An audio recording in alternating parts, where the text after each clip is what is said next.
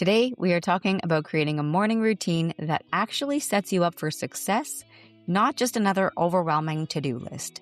And I'm going to share with you exactly how my non-negotiable morning foundation has transformed not just my days, but also how I show up for my family and my health. So if you're tired of feeling reactive and rushed from the moment you wake up, this one's for you, my friend. And we're going to build a biblical framework for your mornings that doesn't feel like another burden on your plate. Because here's the truth. When you start your day intentionally, everything flows better. If you're a homeschool mom, working outside the home, or managing a household, this framework adapts to your life. We're also going to talk about the Proverbs 31 woman and what she really understood about starting her day. We're going to break down the 4 foundations that can transform your mornings. And I'm going to give you practical steps you can implement starting tomorrow. So grab a notebook and pen because this one is going to be good. Welcome to Strength for Generations, the go-to podcast for Christian families who want to build strength, restore energy, and deepen connection with God at the center. I'm Krista Baker, Christian health coach, wife, mom, and co-founder of Baker Family Fitness. I'm here to help you honor God with your health and bring peace back to the process, to simplify what it means to build strength in your body, renew your mind, and care for your spirit, all without losing precious time with your family. So grab your coffee and your ribeye, and let's do this His way.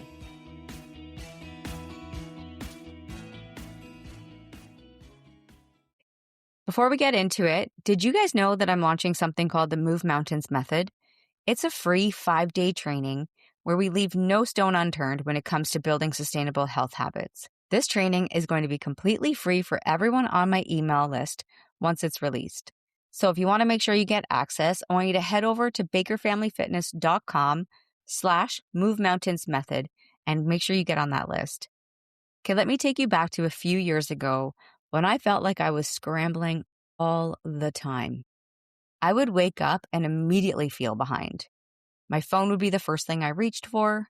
I'd check my messages, check my client stuff, scroll through social media, basically see what I missed overnight. And before I knew it, I was already reactive instead of intentional. I was letting everyone else's agenda dictate how I started my day. And by the time my family woke up, I was already irritated and overwhelmed. I felt like I never had any time for myself. And honestly, I was starting to build resentment toward the very things I had chosen. I chose to be a mom. I love being a mom. But I was starting to feel like my children were interruptions instead of blessings. And I knew that wasn't right. I kept hearing about me time and self-care everywhere I turned. But most of what I was seeing felt kind of selfish and not aligned with my values. The message seemed to be that I needed to put myself first and that I deserved to indulge and that my needs should come before everyone else's, and that just didn't sit right with me. And that's when I started thinking about the Proverbs 31 woman. And now I know a lot of women really struggle with the relationship with the Proverbs 31 woman. I've spent a lot of time really learning about her. She's that person that if I could meet one person dead or alive, it would be her. But you know the passage that says, she gets up while it's still dark, and she provides food for her family and portions for her female servants. She sets about her work vigorously. Her arms are strong for her tasks. She watches over the affairs of her household and does not eat the bread of idleness. Here's what I realized. She starts before everyone else. But she has that quiet, sacred time to prepare herself for what's ahead. She's not scrambling. She's not reactive. She's intentional and she's prepared. And that preparation allows her to serve with strength and joy. I want to give my clients everything. I wanted to be able to just give them everything I could. I wanted to show up fully for my family, but I needed to give myself something too. Not the world's version of self-love, but biblical love. Love that recognizes I'm stewarding this body and this life God gave me. Love that understands I can't pour from an empty cup. Love that prepares me to serve well instead of serving from a place of depletion. And that's when I decided to create my non-negotiable morning foundation. And I'm going to be honest with you. This changed everything for me. It changed how I showed up for my family. It changed how I served my clients. It changed how I felt about myself and my purpose. And even when I travel, and let's say I have like a 5 a.m. flight, I'll still get up like at 2 or 3 in the morning just to make sure I don't miss this morning time. This routine has become so much a part of who I am that when I don't do it, my entire day feels off. I mean, I still got to learn to flex a little bit, but it definitely is just like ingrained in what I do. And it's just such a beautiful process. And it's taken me a long time to really, really hone in on this. But I realized like my health is my responsibility. My morning, the way I set the tone is my responsibility. And especially as the woman in the home, especially as the mom, it's not my kids' responsibility. They're just living their lives as they should. And it's not my husband's responsibility. Like, I know my husband is so encouraging, but he's not going to get up and do the work for me. I have to, and it's mine. And when I take responsibility for stewarding what God has given me, everything will flow better. So let me break down the 4 foundations that have transformed my mornings that can transform yours too. And as I share these, I want you to think about your specific situation because I know we all have different age groups in our home. Maybe we're alone. Maybe we're homeschooling. Maybe you work outside of the home and you've got to go sit in traffic. Maybe you work shifts, right? Maybe those little ones that just wake up really early. This framework adapts to your life, but you just have to be intentional about making it work, right? So don't be like, well, none of this can work for me because of this. So here, let's dive in. So our foundation 1 is that sacred start. This is about creating a buffer between sleep and the demands of your day. This is about starting with God instead of starting with everyone else's agenda. Because the first hour of your day sets the tone for everything that follows. Remember, when you start reactive, you stay reactive all day. When you start with your phone, you're immediately letting other people's priorities become your priorities. And then when you start rushed, you stay rushed. So what I want you guys to really work on is getting up before everyone else in your house. And I know what you're thinking. Krista, my baby wakes up at 5 a.m. or I already get up at 5:30 for work. And I get it. I really do.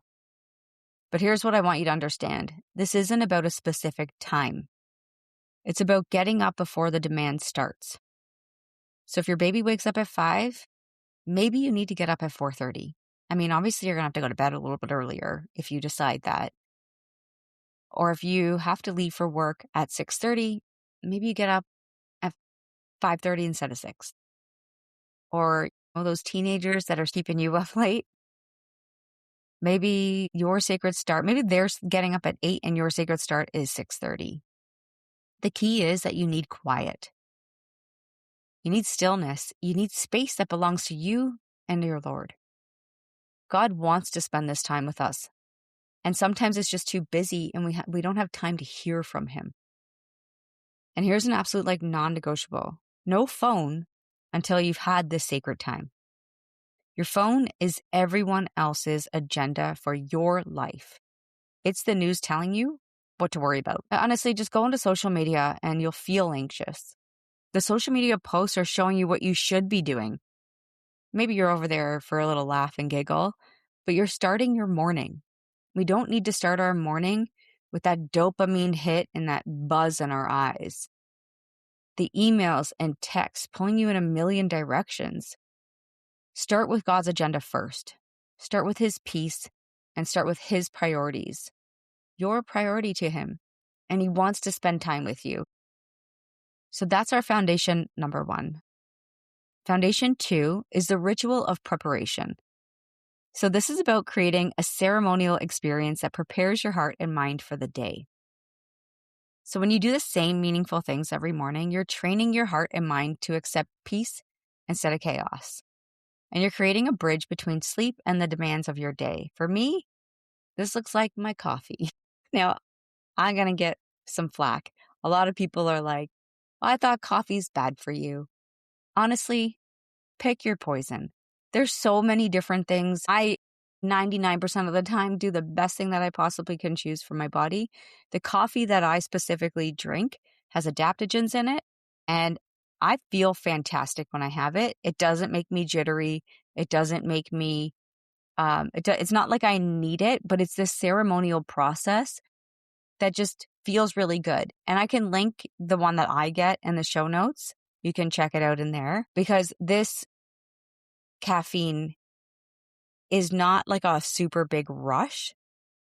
It's very minimal. It's also organic and it's not acidic like most other companies. So that's my thing. That's what I really enjoy. I put my headphones on to block out any other noise, even if it's just like, even when my house is like really quiet, because what this does is helps me kind of create like a boundary. And it says, this time is sacred. Then I open up my YouVersion app and I do a daily devotion. I do multiple, to be honest with you. I do one with my dad, and him and I have been doing one where we get to see each other's responses for many years now. Right now, I'm just finishing up a Lent one, and I'm doing that with my husband. And so we get to see each other's responses, and that's been pretty cool.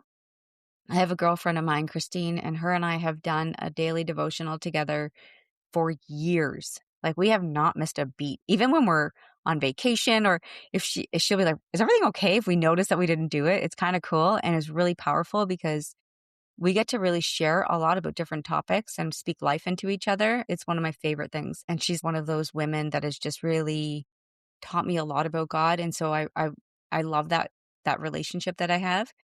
I have a girlfriend of mine, Kaylee, like, she's my girl. She's my strength coach. You guys are going to hear from her soon. And her and I come in and out of doing different ones depending on what's going on in our lives or what we feel like we want to learn about. And then I'm doing Bible in a year. So I spend about an hour every single morning just really reflecting and digging deep into that. I've been doing this for 9 years. And it's been really, really awesome for my start, my day. When I'm on vacation, it doesn't matter where I am. I have to start my day like that. And I'm not perfect, but my consistency has helped me to create transformation in my spiritual walk. And I take some notes. I write down whatever God puts on my heart. Sometimes he'll bring to mind somebody that he wants me to reach out to. So I'll write that down. I'll take a note. Sometimes I get this whole big paragraph or just one little word. But I'm listening and I'm receiving and I'm preparing my heart for whatever the day holds. Gives me a chance to like pray over my kids' day. You know, I do say like, God, like even something like this, like somebody listening to this message right now, Lord, who do you need to hear this message right now? And I'll do that every single time I spend that morning time with him. But I'm also in a different position because my kids aren't as little and they're not coming down. So it looked different over the last couple of years, but it was consistent and it wasn't rushed and it wasn't me multitasking because that is my sacred time. And so your ritual might look different. You may prefer tea over coffee, or you may read the physical Bible instead of an app. Maybe you're journaling for 10 minutes. The key is consistency and intention. So I want you to really reflect and I want you to pick what feeds your soul and do that every single day. Okay, my friends, foundation 3 is the preparation phase. So this is about preparing your environment for success before anyone else gets up, unless they're one of your little ones that's been up for a while. But the thing is like our space needs to be ready. Your family can flow into their day without chaos. Being the woman in the home, I feel grateful that I get to set my kids up with healthy food, you know, make sure that they have, I'm not getting all of their things for them, like grab your own stuff, but I get to prepare that for them and really set that tone for peace before they get out into their busy day. And when you're prepared, you're not scrambling. And when you're not scrambling, you're not irritated. And when you're not irritated, you can serve from a place of peace instead of stress. So after my devotional time, I prepare my home for the day. Well, I get dressed. I put my workout clothes on because once it's on, that's it. Your mind is ready. I'm going to work out. It's like your body just knows. Don't stay in that, comfy, baggy clothes that just makes you want to feel sleepy. And then I prepare my home for the day. So I get the kitchen ready, make breakfast, get everything out. I kind of like line up my food. I work from home. So I like line up mine and I homeschool one of mine. So we'll kind of line up our food for the day. If my husband's on shift, I'll get some things ready for him. If my other one, I just get her stuff ready for school. I love that part. I know not everybody makes lunches for their kids and stuff. I do want to make sure that my kids have enough or the right things that are going to serve their body well. It brings me peace. It makes me know that they're cared for. And so that's important to me. And for some, it's like, I know a lot of kids get their own stuff and that's cool too. But whatever you got to do to make sure that you're just kind of ready and prepared for the day, I just make sure that what they need is it's accessible. It's there. It's not them like freaking out. Where is this? Where is that? That's not going to make anyone feel good. So I just make sure that main floor is set up for whatever the day holds. Obviously books are out if the homeschooling, depending on the time of things, or if I've got someone coming to do a workout, we have a gym here, then it just looks a little different, but it's kind of that flow is very similar. So that preparation really sets the tone, and that my family wakes up and they're just really, really walking into that piece. So I know if you're a working mom who has to leave early, it's going to be different. Maybe you're preparing your work bag, you're laying out your clothes, you're getting your lunch ready. If you're homeschooling, maybe you're reviewing the day's plans or setting up their first activity. The key is doing whatever you can to set your family up for success before the day demands everything from you. Okay, my friends, foundation 4, the movement foundation. This is about moving your body before the day demands everything from you. I'm a morning worker-outer. Movement creates energy, and you need energy to serve well. I hear people tell me all the time, I don't have any energy. Well, you're not creating any energy. You've got to make sure you give your body like good fuel, but you've got to make energy. Movement also creates endorphins, which help you handle stress better. Kristen, I'm stressed out all the time. Okay, let's move your body. You'll feel better. Trust me. Movement strengthens your body, which God gave you to steward. And movement gives you confidence that carries into every other area of your life. So I have a gym in my home. I go down in the basement and I move my body. And sometimes I'm rolling out, stretching, depending on how I feel, if I had good sleep. Sometimes I'm walking on the treadmill. Depends on really what's going on. Most of the time, it's a form of resistance training because I want to stay strong. And when I do that, it gives me everything I need for the rest of the day so that I'm ready to go. The key isn't perfection, it's consistency. My clients start with very short workouts, and if I can get them to do very short workouts daily, they start to love working out because it just becomes part of their journey and part of what they do instead of another task on the list. And I've even done this when I've had a migraine. Praise God, I don't really get migraines anymore. Thank you, glucoferrin. But I have done that. I've literally looked at this Bible study or put my headphones on even when I had a migraine. I'll roll out. I'll try to have like some sort of consistency in my life, even when I'm tired, when I don't feel like doing it, because there's times when I don't feel like doing it, but I just make it a non-negotiable. It's not about how I feel in the moment. This is about who I'm becoming. So now you're thinking, okay, I don't have a basement gym. Well, that's okay. You can go for a walk around your neighborhood. We can't leave the house because the babies are little. We could do some body weight stuff in your living room. The key is we don't want to keep making excuses up for these things that are non-negotiables. They should be happening no matter what. I remember being interviewed on the 700 Club, and the gentleman that interviewed me, who's pastor of Central Church here in the Niagara region, and he said he starts his day off, I think it's like a 7-minute movement thing that he does. So he has 7 minutes, right? You got to find your time. Maybe it's a 15-minute YouTube workout in your living room, stretching on your bedroom floor. What about a dance party? I've talked about this before, my friends. Sometimes you throw in worship and that's your movement. You get maybe that's the thing that you're doing with the kids while you're, getting that breakfast ready for them. The key is we got to move. We got to move our body intentionally. And here's something beautiful that happens. As I'm working out, one of my daughters comes down to get ready for school. So I'm modeling healthy habits while I'm taking care of myself. She made fun of me, actually, because sometimes I'll be working out like in the basement and then I'll come up to wake her up. And I like to really wake my kids up gently and not chaotically. And I'm just so grateful that I have these beautiful little girls. And she says, She made fun of me a little bit. She's like, well, he's like, sometimes you come in and you're like panting because I might have just done like backloaded squats with like 150 pounds on my back. And then I come up 2 flights of stairs and I still have my squat shoes on and then my heart rate's up. And so, that's just part of it. And she sees that, or they'll know, is mom, I'm okay. She's not downstairs yet. Like, what's happening? So she sees me taking care of my body. And guess what? She's going to want to do the same too. She sees that we can do hard things even when we don't feel like it. And this is not just about me, my friends. It's about the legacy I'm building. And so that's the reason why this morning routine is so important. Now, let me address some specific situations you might be in. So you're a homeschool mom. Your sacred start might happen while everyone else is still sleeping. Your preparation phase might include setting up your first lesson or reviewing your plans. Your movement might happen when breakfast is cooking or while kids are doing independent work. If you work outside the home, your sacred start might have to be earlier. Your preparation phase might focus on getting yourself and your family ready efficiently. Your movement might be a quick workout or even just stretching while your coffee brews. If you have little ones who wake up early, you might need to get creative. Maybe your sacred start just is 15 minutes instead of 30. And maybe your movement happens during nap time instead of early morning. The key is adapting this framework to your life, not trying to force your life into someone else's framework. The newborn stage, my friends, I know, I remember it.